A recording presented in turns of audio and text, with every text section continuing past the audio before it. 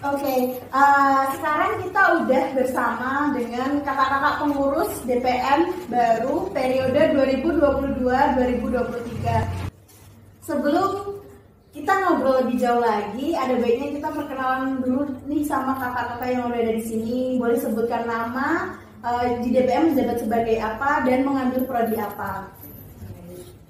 Halo semua, perkenalkan nama saya Arisa Aziza, biasa dipanggil Arisa. Di DPM menjabat sebagai ketua periode 2022-2023, program studi S1 Administrasi Publik. Halo semuanya, nama aku Tiffany Sabina Putri, biasa dipanggil Tiffany. Aku dari Diploma 3 Administrasi Publik.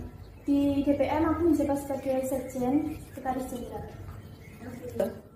Oke, kita kan di sini dari DPM, yang mana DPM itu Dewan Perwakilan Mahasiswa. Nah, dari DPM itu kan berarti ada perwakilan tiap-tiap UKM yang ada di kampus. Kalau boleh tahu, Kakak Arisatul ini dari UKM mana sih, dan Kak Tiffany itu dari UKM mana sih? Oke, baik, kalau aku dari ini sih UKM Mapala Mahasiswa Pecinta Alam.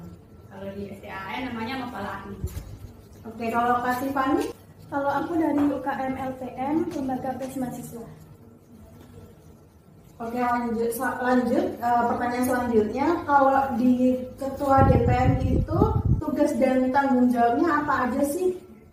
Nah, seperti yang sudah kita tahu ya, sebagai ketua, pemimpin, ya kita mengkoordinasikan anggotanya untuk melaksanakan tugas dan tanggung jawabnya masing-masing. Kemudian ketua juga sebagai jembatan dari tiap UKM jika ada hal-hal yang ingin disampaikan kepada kampus, nanti dari DPM ketua yang akan mewakili berbicara kepada kampus, seperti itu. Oke, kalau dari Sekjen sendiri itu tugas dan tanggung jawabnya apa aja sih Mbak Tiffany? Dari Sekjen sendiri tugasnya itu kayak mengasih surat, membuat surat keluar, membuat undangan rapat, terus nanti mencatat hasil rapat dari DPM.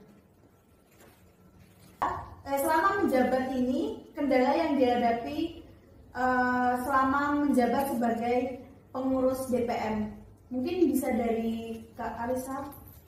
Oke, untuk kendala sendiri sebagai ketua ya, kadang tuh untuk mengkoordinasikan anggotanya untuk mengajak kita untuk rapat tuh kadang agak sulit. Jadi beberapa orang tuh kurang mematuhi, kurang disiplin. Jadi sebagai ketua agak susahnya di situ untuk mengajak mereka disiplin ketika datang rapat, seperti itu. Kemudian kendala lainnya yaitu misal ada pertanyaan dari UKM di mana aku sendiri kadang belum tahu, nah itu aku harus cari jawaban dulu dari nanya dari kampus ataupun nanya dari anggota DPM yang kayak sebelumnya.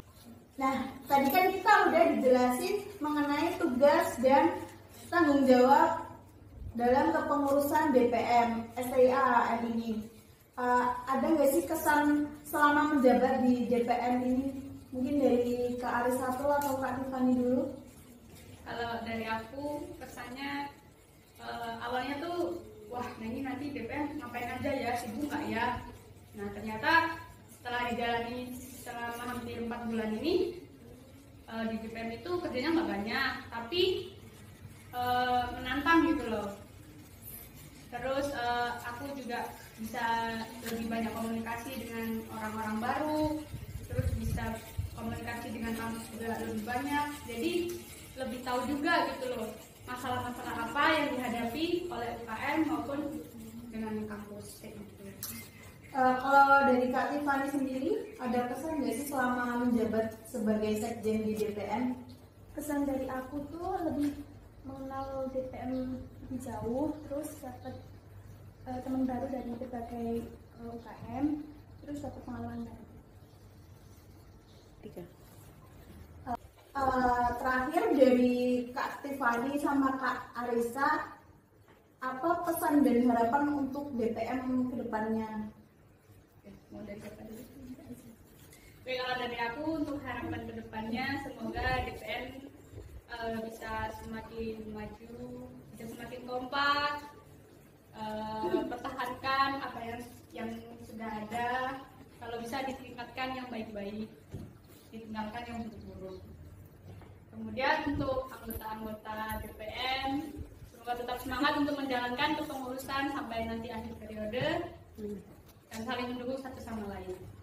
Nah, dari Kak Tiffany, Kesan dan harapan aku semoga DPM menjadi lebih maju baik itu anggotanya maupun organisasinya, dan semoga proker-proker yang akan dihadapi berjalan dengan lancar. Oke.